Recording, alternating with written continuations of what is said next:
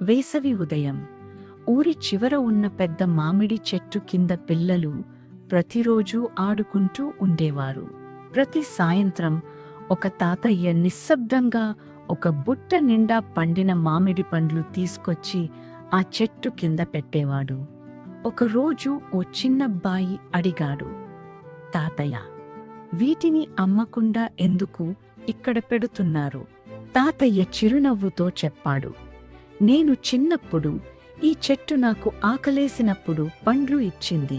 ఇప్పుడు నా వంతు. ఏ పిల్లవాడు కూడా ఖాళీ చేతులతో ఇంటికి వెళ్ళకూడదు. ఆ మాట విన్న పిల్లలు పండ్ల కోసం గొడవ పడకుండా ఒకరికొకరు పంచుకొని తిన్నారు. ఆ సాయంత్రం మామిడి చెట్టు నీడలో పంచుకున్న ఈ పండ్లు మాత్రమే కాదు, ప్రేమ, దయ, మనసు కూడా. ఎందుకంటే నిజమైన సంపద డబ్బులో కాదు, పంచుకునే మనసులో ఉంటుంది.